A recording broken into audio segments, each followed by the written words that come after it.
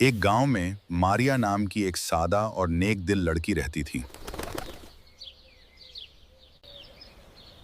मारिया की दो नन्ही बेटियां थीं, जो उसकी जिंदगी की सबसे बड़ी खुशी थी। मारिया तीसरी बार मां बनने वाली थी, लेकिन इस बार उसके दिल में खुशी के साथ एक अनजाना सा खौफ भी था। वो अक्सर खामोशी से अपने पेट पर हाथ रखकर दुआ करती हैं।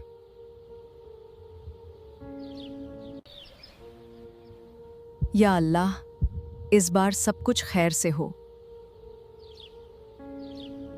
उसका शौहर हमजा भी उसी घर में रहता था, जो बज़ाहिर खामोश रहता, लेकिन उसके दिल में एक ही ख्वाहिश बार बार जागती थी। वो अक्सर मारिया से कहता, इस बार मुझे बेटा चाहिए। ये अल्फाज सुनकर मारिया चुप हो जाती। उसकी आंखों में हल्का सा खौफ और बेबसी साफ नजर आती। घर में हमजा की बूढ़ी मां रजिया बेगम भी मौजूद थी, जो सब कुछ देख रही थी मगर खामोश थी।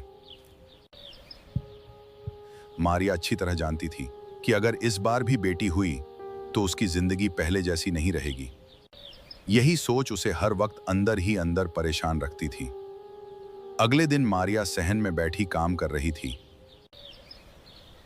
और उसकी दोनों बेटियां उसके पास खेल रही थीं, मगर मारिया का दिल बेचैन था। वो बार बार अपने पेट पर हाथ रखकर खामोशी से दुआ कर रही थी।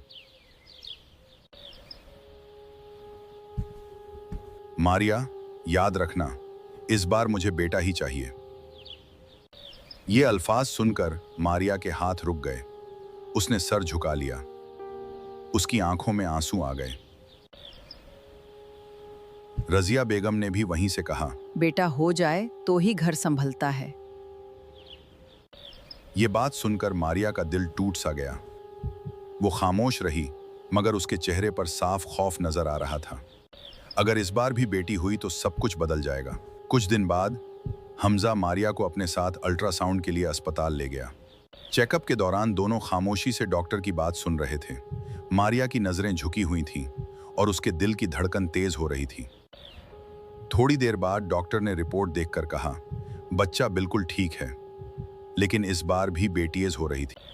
ये सुनते ही मारिया की आंखों में आंसू आ गए। उसने फौरन नजरें झुका ली। हमजा का चेहरा एकदम सख्त हो गया। इतना सुनते ही मारिया हमजा के पीछे पीछे चलने लगी।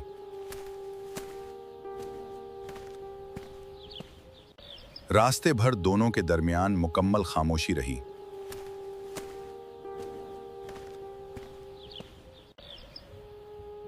मारिया का दिल टूट चुका था, जबकि हमजा के अंदर गुस्सा बढ़ता जा रहा था।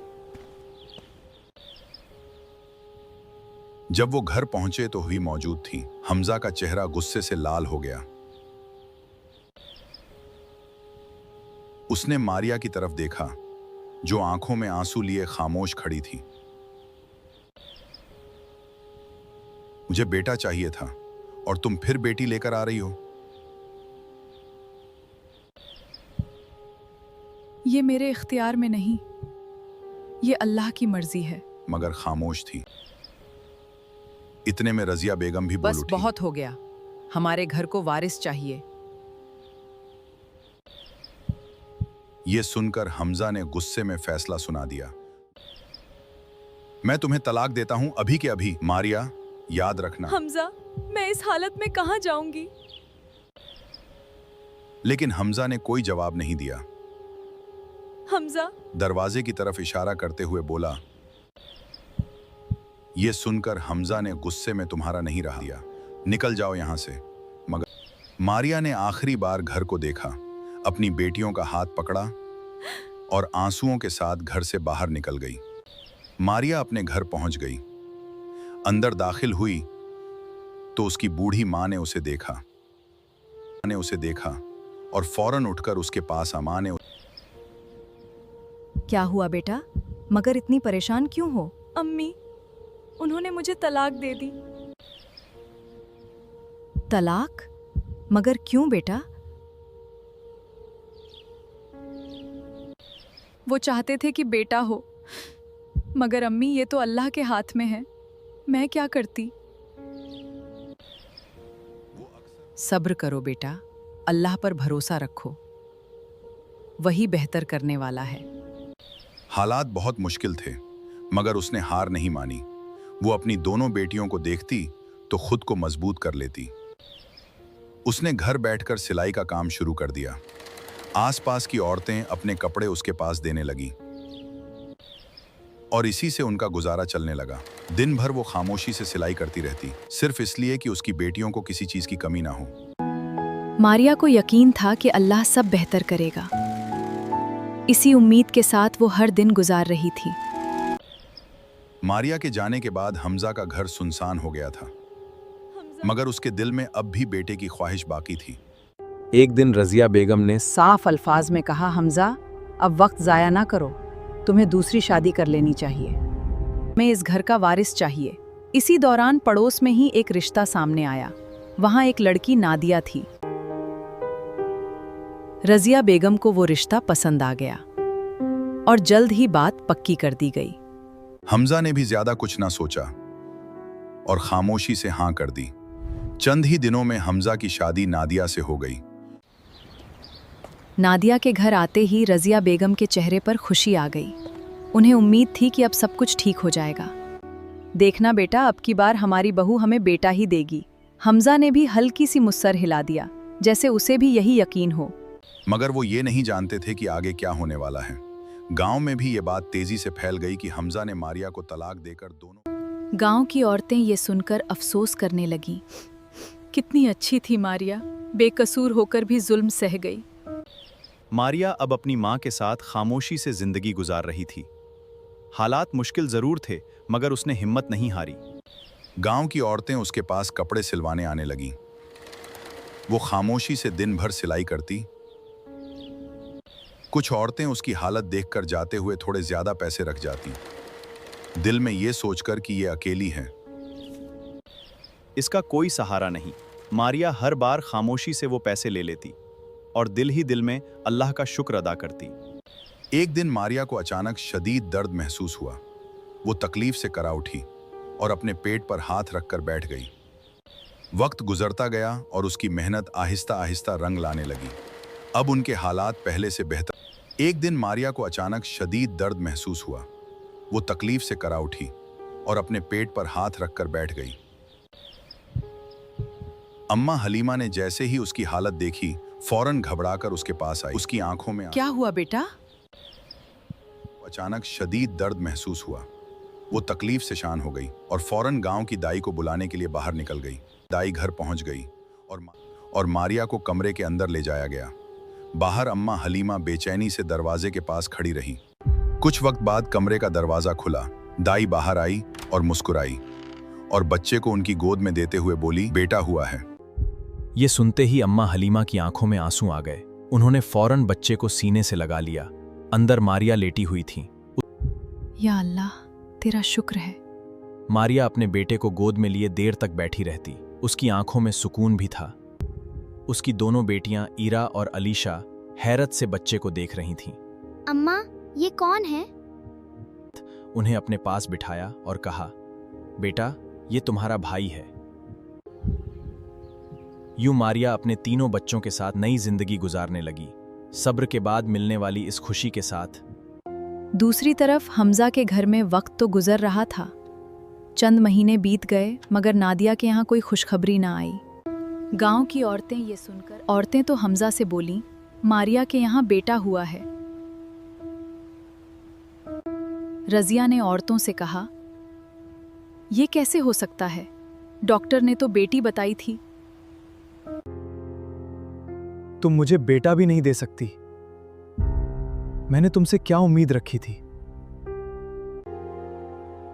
इसमें मेरा क्या कसूर है? ये तो अल्लाह के हाथ में है।